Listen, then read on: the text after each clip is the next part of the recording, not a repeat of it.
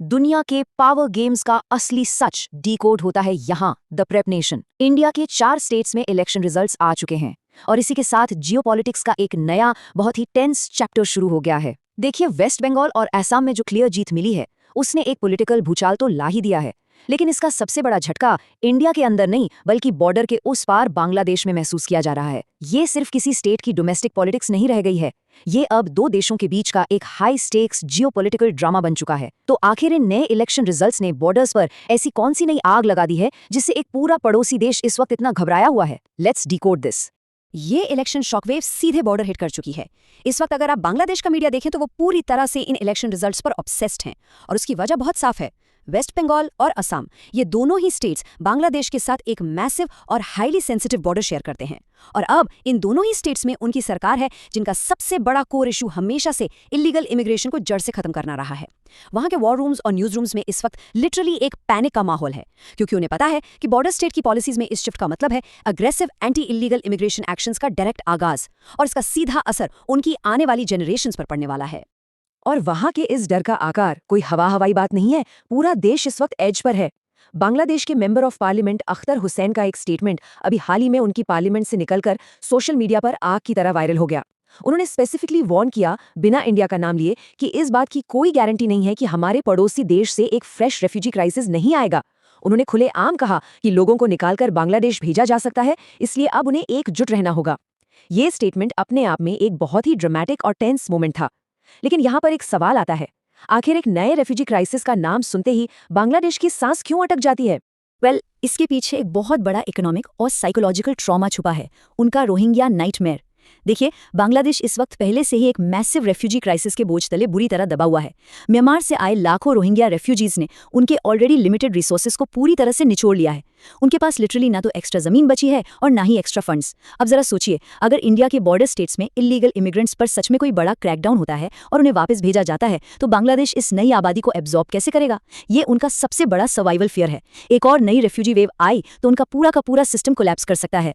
और इनका ये फियर बिल्कुल वेल फाउंडेड है, क्योंकि बॉर्डर के इस तरफ इरादे एकदम फौलादी हैं। हम यहाँ किसी बेसिक बॉर्डर पेट्रोलिंग की बात नहीं कर रहे। असम के मैनिफेस्टो में ओपनली प्रॉमिस किया गया है कि immigrants expulsion from Assam act 1950 को ग्राउंड पर लागू किया जाएगा, एक ऐसा एक्ट जो दशकों से डोमिनेंट पड़ा था। असम के चीफ मिनिस्टर हिमंता बिस्वा शर्मा ने साफ शब्दों में एक full scale legal battle unleash करने की बात कही है। उनका गोल बिल्कुल क्लियर है, फॉरेस्ट्स और रिमोट लैंड्स के अंदर छुपे हुए इलीगल इंक्रोचर्स को निकालना और जमीन का आखिरी इंच तक सिक्योर करना। ये कोई नॉर्मल पॉलिटिकल स्पीच नहीं है, ये एक अग्रेसिव जीरो टॉलरेंस क्रैकडाउन का ऑफिशियल ब्लूप्रिंट है। तो अब यहाँ एक बहुत बड़ा सवाल पैदा होता है, how far will India actually go to seal this border?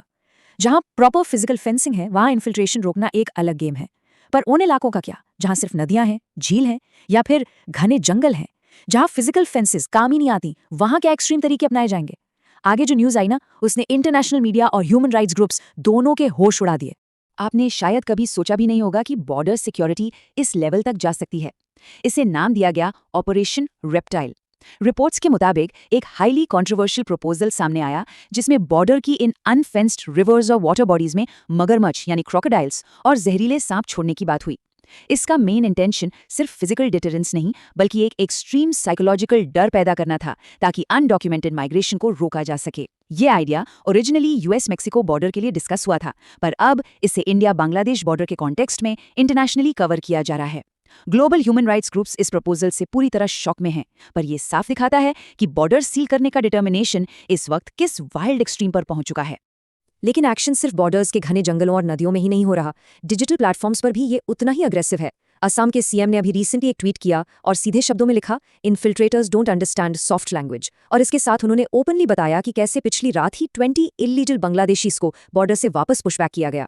और सबसे बड़ा गेम चेंजर ये था कि उन्होंने इसके साथ फोटोग्राफिक एविडेंस भी पब्लिक कर दिया। एक स्टेट के चीफ मिनिस्टर का इस तरह से ओपनली फोटोज पोस्ट करके इन्फिल्ट्रेटर्स को एक्सपोज करना, ये डिप्लोमेटिक सर्कल्स में लिटरली एक आग लगाने जैसा था। और हुआ भी वही। इस एक ट्वीट ने सीधा एक massive diplomatic flash point create कर दिया। बांग्लादेश की गवर्नमेंट ने तुरंत इस पर एक फ्यूरियस ऑफिशियल प्रोटेस्ट लॉन्च किया। उन्होंने formally Indian acting high commissioner को समन कर लिया, और जियोपॉलिटिक्स में ना एनवॉय को समन करना एक बहुत ही एक्सट्रीम आखिरी लेवल का स्टेप माना जाता है। अब इस अग्रेसिव रिएक्शन के पीछे असली वजह क्या है? वजह है उनकी करंट गवर्नमेंट और शेख हसीना का हिस्टोरिक प्राइड। उनका हमेशा से एक एब्सोल्यूट डिनायल वाला स्टैंस रहा है। वो कभी ओपनली ये एक्सेप्ट ही नहीं करते कि उनके देश से कोई इलीगली इंडिया में माइग्रेट करता है। उन्हें लगता है उनका देश इकोनॉमिकली इतना आगे है कि कोई क्यों ही जाएगा। इसलिए ये ग्राउंड रियलिटीज और फोटोज उनके इस डिनायल के बलून को पंक्चर कर रहे थे। पर रियलिटी ऑफिशियल नैरेटिव से बहुत अलग होती है। यहाँ पर फॉर्मर इंडियन डिप्लोमैट्स ने एक बड़ा रियलिटी चेक दिया है। उन्होंने बांग्लादेश के इस गुस्से और एनवॉय को समन करने के एक्शन को कंप्लीटली अननेसेसरी बोला। देखिए, इलीगल इमिग्रेशन कोई पॉलिटिकल रेटरिक नहीं, एक हार्श अनडिनाइबल जियोपॉलिटिकल रियलिटी है दोनों देशों के लिए। ये एक ऐसी म्यूचुअल प्रॉब्लम है जिससे दुनिया भर में फेस किया जाता है, चाहे वो यूएस और मेक्सिको का बॉर्डर हो या यूरोप और अफ्रीका का। इस कॉम्प्लेक्स इश्यू को आउटरेज और झूठी शान से नहीं, बल्कि मैच्योर बायलैटरल नेगोशिएशन से ही हैंडल किया जा सकता है। पूरा टाइम डिनाइल मोड में रहने से जो ग्राउंड रियलिटी है वो चेंज नहीं हो जाती। तो आप कहानी के इस मोड़ पर आकर एक ही सबसे बड़ा और फाइनल सवाल बचता है, द नेक्स्ट 5 years क्या ये सिर्फ पॉलिटिकल रेटरिक है या एक जियोपॉलिटिकल अर्थक्वेक आने वाला है?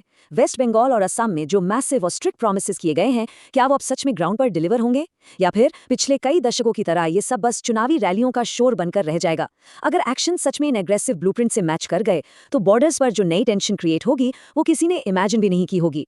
अब जो होने वाला है वो दुनिया का बैलेंस बदल सकता है, और ऐसे ही जियोपॉलिटिक्स का असली गेम समझने के लिए द प्रेप नेशन।